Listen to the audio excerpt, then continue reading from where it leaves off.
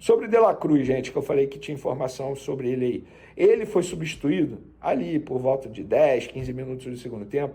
E lá no meu Twitter eu até falei que eu não ia criticar o Tite até ouvi-lo. E eu fui apurar. Na verdade, o De La Cruz sentiu um incômodo muscular e ele pediu para sair na ocasião. O Flamengo jogou muita bola ontem. Jogou muita bola. O Gerson jogou muito. E a intensidade do Cebolinha ali pelo lado esquerdo é uma coisa impressionante, né? Só deu o Flamengo. E é esse Flamengo, Tite, que o torcedor quer. Não é aquele Flamengo burocrático que você estava colocando em campo. Foi o Flamengo contra o Corinthians, o Flamengo agora contra o Bolívar, que aquele jogo contra o Corinthians tenha sido um start, o começo, entendeu? Vem a impulsionar esse Flamengo daqui pra frente. Corinthians, Bolívar, e na próxima semana vai ter o jogo contra o Amazonas em Manaus. Salve nação, vamos chegar agora com as últimas notícias do nosso Mengão. Revelado o real motivo da saída de De La Cruz na partida contra o Bolívar. Será que o jogador está machucado? Será que preocupa? O jornalista Vene Casagrande trouxe essa informação exclusiva em seu canal. Tem também o pessoal do programa Opinião Placar falando um pouco sobre essa excelente partida do Flamengo contra o Bolívar. Será que o nosso Mengão agora vai retomar o futebol bonito? Já chega, participe e deixe a sua opinião nos comentários. Mas antes, pedimos a vocês que se inscrevam no nosso canal, ativem as notificações e curtam os vídeos para ajudar em nosso crescimento. Iremos deixar o link do canal de Vene Casagrande, assim como também do canal Placar TV na descrição como forma de créditos. Portanto, vamos acompanhar tudo sobre o Flamengo agora. Sobre De La Cruz, gente, que eu falei que tinha informação sobre ele aí. Ele foi substituído ali por volta de 10, 15 minutos do segundo tempo.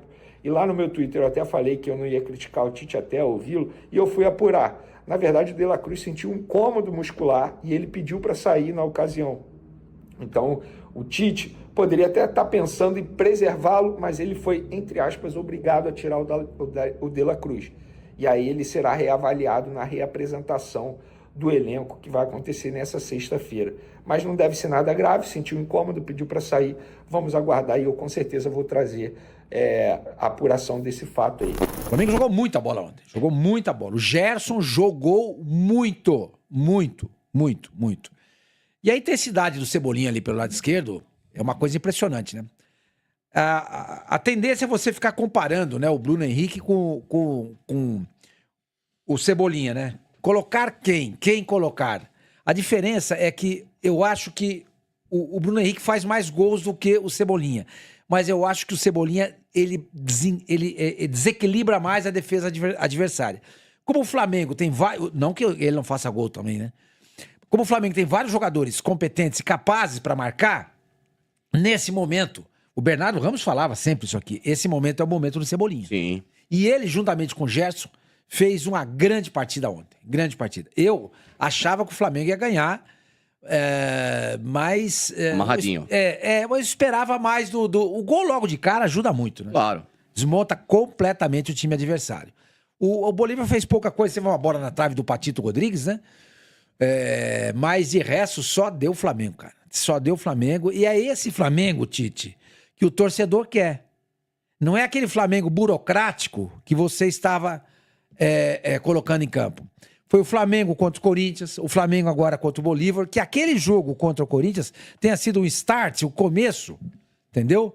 Vem a impulsionar esse Flamengo daqui pra frente. Corinthians, Bolívar, e na próxima semana vai ter o jogo contra o Amazonas em Manaus. Porque no final de semana, infelizmente, não teremos a rodada da Série A do Campeonato Brasileiro, suspensa, né? Em função da tragédia do Sul. Talvez depois a gente fale sobre isso. Mas foi uma grande atuação de gala do Flamengo ontem. Repito, os torcedores querem isso, Tite. Exatamente isso. Tite já mudou um pouco o visual, não sei se você reparou, né? Mas você falou do visual dele, ele já tava mais jovial. Tava. Mas a calça de prega ele não abre não. Não vai abrir não. E nem no sapato. Mas tá quase, já botou um agasalho. Mas ele citou o Gerson, né? Eu acho que realmente, se o jogo tá virando pro Flamengo amarelo, eu acho que muito graças à entrada do Gerson, que passou muito tempo afastado por um problema no rim. O posicionamento dele um pouco diferente, né? Jogando mais avançado, do lado direito para dentro, entrando na área para finalizar. É uma boa novidade novidade para o Flamengo que, na verdade, acho que confirmou o que se esperava. Acho que o Flamengo tem que se classificar nesse grupo e provavelmente vai se classificar. Primeiro é difícil. Mas ele vai passar em segundo lugar e vai criar problema. E vai criar problema. Quem ficar em primeiro corre esse risco muito grande de pegar o Flamengo nas oitavas. Então, mas é uma recuperação muito evidente nos últimos 2 jogos do Flamengo. O Tite ganha sobrevida, fazer gol no começo do jogo já ajuda, porque o estádio já não teve... A tabela do Gerson foi linda, né? Foi lindo, não, um gol muito bonito, né? A jogada do Cebolinha, né? Jogada toda do Cebolinha, foi pra cima, desequilibrou, a defesa tava ainda meio desligada. E é isso, o Flamengo acho que volta forte para a Libertadores, é sem dúvida um dos candidatos, mesmo passando em segundo. Ô, Quesada, semana passada a gente desenhava um cenário muito parecido apocalíptico. Na versão 2.0 para a carreira do Tite. Porque a versão 1.0 foi o pós-Tolima. Que quando todo mundo achou que o Corinthians fosse se afundar no limbo, ele ganha o clássico do Palmeiras no jogo seguinte e parte rumo ao título brasileiro, que depois virou o título da Libertadores e termina como campeão do mundo. Claro. Mas aí que foi a versão Tolima 2, a missão. que foi o retorno. O palestino foi o Tolima versão 2.0 do Tite. Mas que ainda deu ao Tite a possibilidade de lutar por uma vaga que vai chegar. Exatamente, aí que eu te pergunto. Tinha que vencer ontem o Bolívar. E essa goleada é legal porque dá para comparar com aquilo?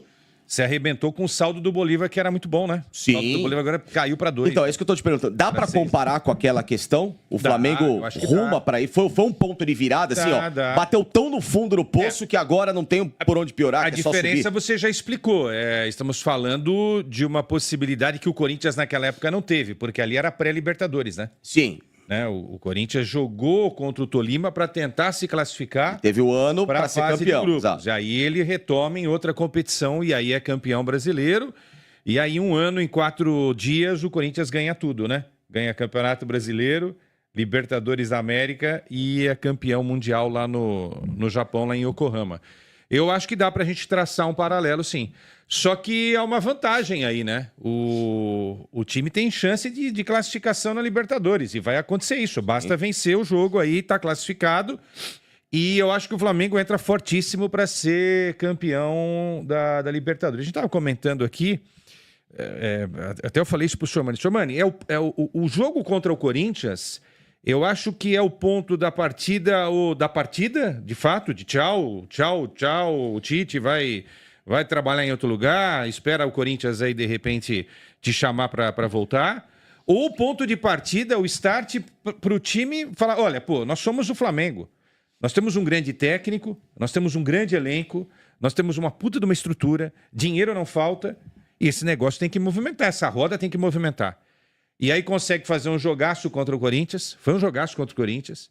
E ontem, gente, passou o carro contra um Bolívar que nós mesmos aqui elogiamos. Falando, esse Bolívar não é mais aquele Bolívar que só fica com a altitude debaixo do braço e tal. Não, passou o carro em cima do Bolívar.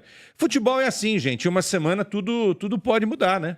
Pro bom, pro lado bom e pro lado ruim. Eu acho que a sinergia ela é fundamental entre técnico e jogadores. Eu acho que o Tite precisa fazer melhor? Precisa. Mas a boleirada também precisa se movimentar melhor, né? Por exemplo, o Gerson estava sendo criticado há mais ou menos 2, 3 semanas. Os últimos 2 jogos do Gerson foram incríveis. O que ele jogou contra o Corinthians e ontem contra o Flamengo foi um negócio incrível. E a volta do Arrascaeta também potencializa o time, né? Arrascaeta melhor fisicamente. E outra, tem muita coisa boa aí, ó. Bruno Henrique vai voltar. Gabigol é um cara que você nunca pode descartar uma hora que tiver uma sequência. O Pulgar é dono, o Eric Pulgar, eu gosto de se chamar de Eric. O Eric Pulgar é dono dessa posição onde está atuando o Alan. Então, quer dizer, tem um elenco aí, né? Na necessidade, você não tem um jogador, você coloca outro. Tem o De La Cruz, que foi a maior contratação, na minha visão, no ano, né? Esse cara é um monstro. É um gênio. E voltando ao Gerson rapidinho, para encerrar aqui essa primeira análise. O Gerson voltou a estar antenado com o jogo. Isso é legal. Teve um dos jogos aí, acho que foi contra o Palestino. Acho que foi contra o Palestino. Sim, o Palestino. Putz, mas ninguém jogou nada. Mas o Gerson... Só o De La Cruz. Acho que foi nesse jogo. O Gerson andou em campo, cara. Parece que o cara nem era jogador de futebol. O cara andando em campo. É isso, cara. Agora, é um elenco sensacional, né? Se o Tite e os jogadores tiverem, repito, a sinergia para movimentar essa roda, é Flamengo e Palmeiras brigando por tudo até o final da temporada. Agora, o Palmeiras, daqui a pouco você vai falar, o Palmeiras também precisa dar um up aí, porque ontem, mais um pouquinho, tinha perdido os 3 pontos. Eu queria falar sobre isso depois. É só pra gente encerrar rapidinho então o assunto Flamengo, para perguntar uma coisa. Provavelmente o Flamengo será o segundo, porque é aquela pergunta que eu fiz ontem aqui, que eu me fiz, né?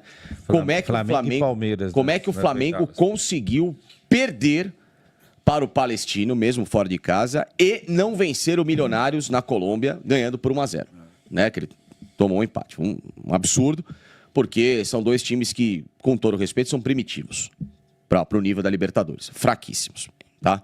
Então, essas foram proezas do Flamengo na Libertadores, porque o time do Flamengo é esse aí que a gente está acompanhando. O time como ele pode jogar é justamente de vitórias assim contra o Bolívar. O Flamengo, ficando em segundo, vai decidir todos os mata-matas fora, a não ser que ele enfrente algum segundo colocado numa fase posterior que tenha pontuação menor que a do Flamengo. Isso é um risco ou esse Flamengo consegue e pode dar mostras de que fora de casa também é um time decisivo? Porque no ano passado não foi assim, né, Soteldo? Não, e é bom lembrar também, em cima da sua pergunta, Facincani, que esses 2 jogos que nós estamos falando que o Flamengo fez bem e fez mesmo contra Corinthians e Bolívar, foram no Maracanã. Exato.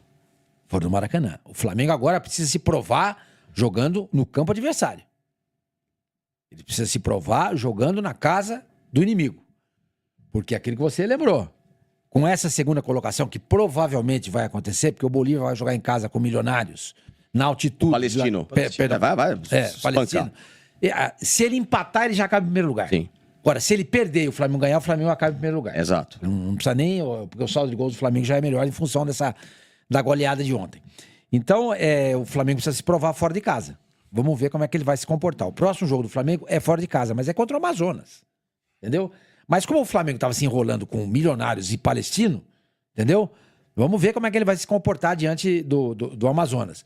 Mas se esse time pegar no breu, jogando dentro ou fora de casa, ele vai chegar entre os primeiros, com certeza. Ô, Facincani, você perguntou rapidinho, né? Hoje, o Flamengo pode chegar no máximo a 10, né? 10. Hoje, o Nacional tem 10 e o River tem 13. Então, contra o River já não se coça.